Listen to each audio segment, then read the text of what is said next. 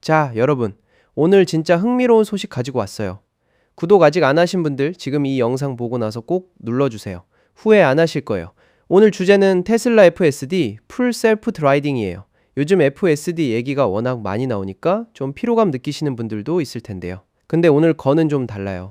단순히 소프트웨어 업데이트 얘기가 아니라 유럽 전체가 지금 어떤 방향으로 흘러가고 있는지 그 큰 그림을 보여주는 사건이거든요.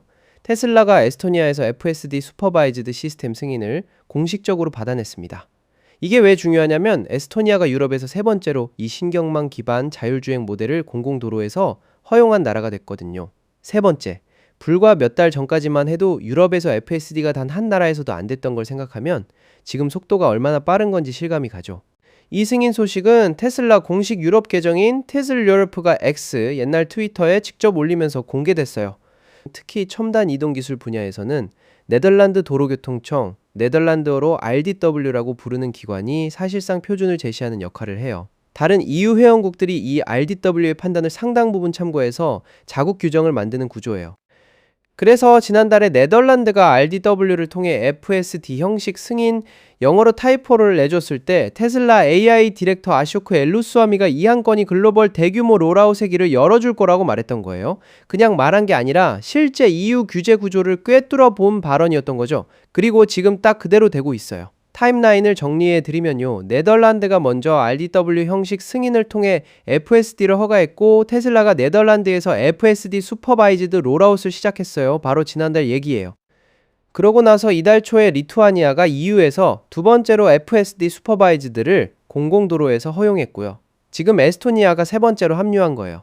에스토니아 교통국 트란스포르디아멧이 네덜란드의 안전 데이터를 그대로 토대 삼아서 RDW 형식 승인을 자국법으로 수용했거든요. 이게 도미노 효과의 완벽한 예시예요. 한 나라가 검증을 마치면 그 데이터를 다른 나라들이 공유해서 쓰는 구조. 그래서 속도가 이렇게 빠른 거예요. 에스토니아 교통국이 발표한 공식 보도자료를 보면 더 흥미로운 내용이 나와요. 에스토니아는 이 결정을 단순한 허가가 아니라 자국의 장기적인 스마트 규제 목표의 자연스러운 연장선으로 설명했어요. 그러면서 자율주행 및 원격 제어 플랫폼이 에스토니아 도로에서 이미 2017년부터 안전하게 운행되어 왔다고 언급했죠. 2017년이에요. 거의 10년 전부터 이쪽 분야를 준비해온 나라예요. 한 가지 짚고 넘어가야 할 게 있는데요. FSD 슈퍼바이즈드는 레벨 2 시스템이에요.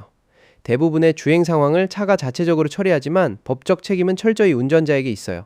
에스토니아 교통국도 이 부분을 공식 문서에 명확히 못 박았어요. 운전자는 항상 차량의 안전하고 도로법에 맞는 행동에 대해 전적으로 책임지며 필요할 경우 즉시 제어권을 넘겨받아야 한다고 했거든요. 핸즈오프 완전 자율주행이 아니에요. 그 점은 분명히 알고 계셔야 해요. 그리고 이 다국가 승인이 이루어지기까지 FSD는 유럽 도로에서 1년 반 동안 집중적인 운행 검증 과정을 거쳤어요. 유럽 특유의 복잡한 도로 환경과 교통 규정을 매핑하기 위한 작업이었죠. 아무나 하루아침에 승인받는 게 아니에요. 자, 그런데 실제로 에스토니아에서 FSD를 쓰려면 어떤 조건이 필요한지 알아야겠죠. 여기서 하드웨어 얘기가 나와요. 처음 OTA 업데이트, 무선 업데이트는 하드웨어 4 AI4 스위트가 탑재된 최신 차량에만 우선 지원돼요. 구형 하드웨어 C모델 오너분들은 좀 더 기다리셔야 해요. 언제까지냐면 올여름 이후가 될 거라고 하고요. 그때 테슬라가 FSD V14 라이트라는 이름으로 하드웨어 3의 낮은 연산 능력에 맞게 최적화한 별도 버전을 출시할 계획이에요. 하드웨어 4에 비해 연산 처리 한계가 있으니까 소프트웨어를 그에 맞게 다듬은 거예요. 또 중요한 게 있어요. 에스토니아 드라이버들이 받게 될 FSD는 미국 버전과 달라요. 유럽 전용 버전이에요. UI 조정 그리고 유럽 교통법에 맞춘 주행 로직이 별도로 적용돼 있어요. 유럽 도로 표지판 체계나 우선 통행 규칙이 미국과 다른 부분이 많기 때문에 테슬라가 그 부분을 따로 엔지니어링한 거죠. 돈 얘기도 빠뜨릴 수 없어요. 타이밍이 좀 아이러니하게도 이 승인이 발표된 시점이 테슬라가 유럽 전역에서 FSD 일회성 구매를 공식 종료한 직후예요. 이달에 그 정책이 끝났거든요. 그래서 이미 평생 라이선스를 구매해 놓은 오너분들은 괜찮은데 그 타이밍을 못 맞춘 분들은 이제 월 구독 모델로만 FSD를 쓸 수 있어요. 유럽 승인이 나오는 시점에 구매 옵션이 막힌 거니까 기회를 아슬아슬하게 놓친 분들 입장에선 씁쓸할 수 있죠. 그렇다면 앞으로는요.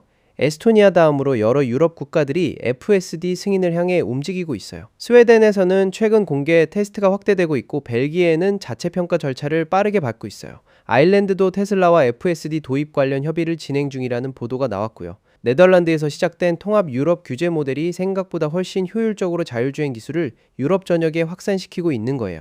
아이러브9에서 이 소식을 전하면서 드는 생각은 규제가 기술의 발목을 잡는다는 이야기를 많이 들어왔는데 에스토니아나 리투아니아처럼 규제 체계를 영리하게 설계한 나라들은 오히려 기술 확산의 속도를 높이는 방향으로 움직이고 있다는 점이에요. 유럽 전체가 지금 RDW라는 하나의 기준점을 공유하면서 도미노처럼 빠르게 승인이 이어지고 있으니까요. 앞으로 스웨덴, 벨기에, 아일랜드가 언제 합류한지 계속 지켜봐야겠죠. 테슬라 FSD의 유럽 확장 앞으로도 계속 업데이트 할게요. 도움이 됐다면 좋아요랑 알림 설정도 부탁드리고요. 다음 영상에서 만나요.